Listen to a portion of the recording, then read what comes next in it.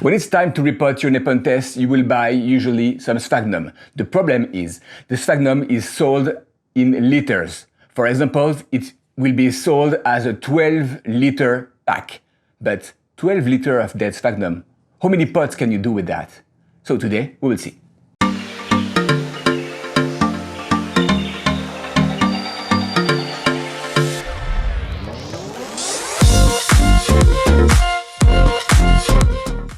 Hi, if you are new to my channel, my name is Remy and I've been growing carnivorous plants since I'm 16. I've been focusing on growing Nepenthes on my windowsill since I moved to Canada. Okay, today we'll talk about the dry Sphagnum that comes usually by 4, 8 or 12 liter. But how many pots are you able to fill with that? I tried to do the math. I was frustrated. It was really hard and almost impossible for me to figure it out. Okay, if I buy 12 liter of dry Sphagnum, dead Sphagnum, how many pots can I do with that? So I decided, I will do the test for me and for you. And now you will see if you need to fill, I don't know, 18 or, I don't know, 9 pots maybe. What do you need to buy? There is a brand I recommend. It's a long fiber Sphagnum that comes from New Zealand. And quick note, this is not a sponsored video. But the link on the description for you to check the review on Amazon, they will be affiliate. So that means if you buy some Sphagnum, I will end up with few cents. So that's always helping the channel. So now let's move on and see how to rehydrate this 12 liter of dead Sphagnum. And we will see that this Sphagnum is quite pure actually. There is not a lot of waste. Okay, so that's Sphagnum. I don't know how to spell that. It's written in Japanese, I believe, on the box. So I never spent the time to read this, but we will see this 12 liter, how many pots we can do with that. Okay, so first, I want to see what is the exact weight of it. So I will take out all this. Okay, it's really compact. It's not a piece of wood, but still.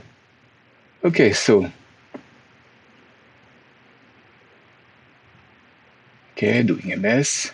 I will clean it after. Okay, let's check. Yes.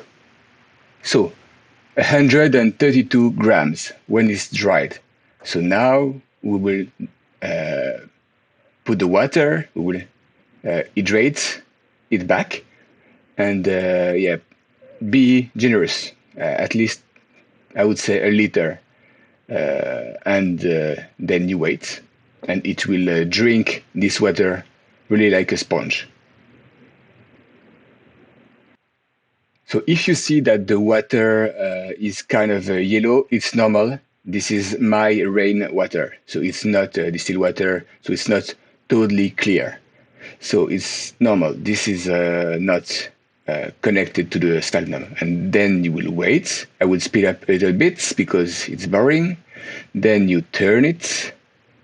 Again, you want every part to drink as much water as possible. Okay.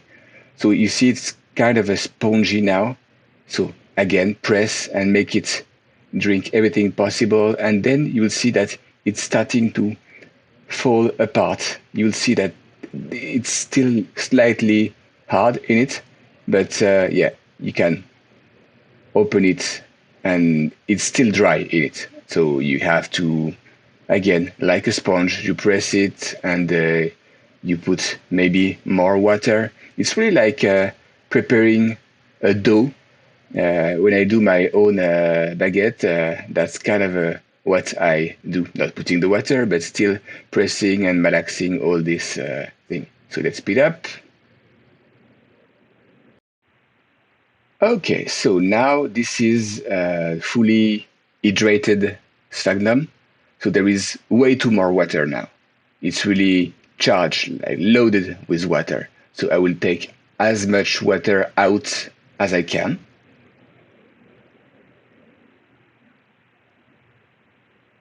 Okay. And that's the long fiber. You take a pinch and you have a ton. It's normal. That's what we like. So you press it and you just squeeze the water out of it. Remember at the beginning, I told you that it was clean. This product is most likely clean, but you will still find sometimes small debris, vegetables debris, like this one, and you just take them out. The rest is almost pure sphagnum, so that's really cool. Okay, I speed up again.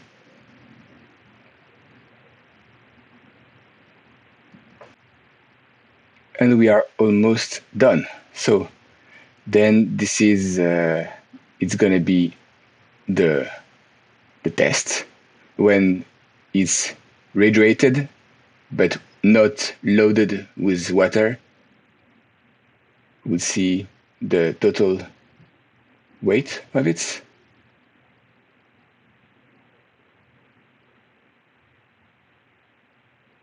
And it's really fluffy as I like, so that's really cool. Okay. Debris. Okay, we are almost there.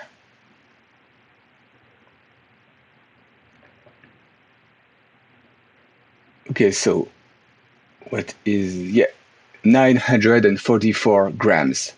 So that's good, almost 1 kilo. So 12 liter, 1 kilogram. Okay, it's really messy table, but so as you see, almost no debris compared to the quantity of sphagnum I had. Almost nothing to dump. But there is still, it's natural product, right? So it's nothing, and you can repot with that. I think there is no harm.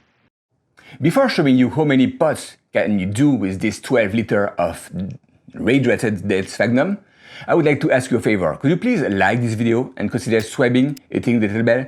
That's the best way for you to see more and more video and product review like that. Thank you. So now let's see how many pots can I do with this 12 liter of rehydrated dead sphagnum. Okay, so we will use the regular pot. It's a 3.5 inch square, 4 inch tall, so that's a good size for a small Nepenthes. So I will do exactly what I would do when I'm potting. So a big portion of sphagnum. Okay, I think that's good. And we need something to drain, some drainage, and that's gonna be the perlite. So basically that's my classic mix. Okay, that's about what I'm doing usually. So you mix that, so it's really a test. I would exactly do that to repot a plant. So now let's see what kind of portion of weight of sphagnum I will take to do one pot. Okay, cleaning a little bit. So, and I'm not compacting too much because again, I would not compact with a live plant. So,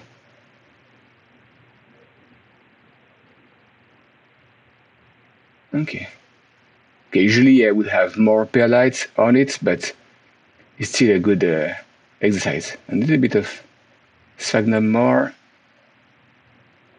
Okay. Okay, so that's about what I would have for a regular small Nepenthes. Full pot, fluffy, and now we will see exactly what is the total weight of this pot.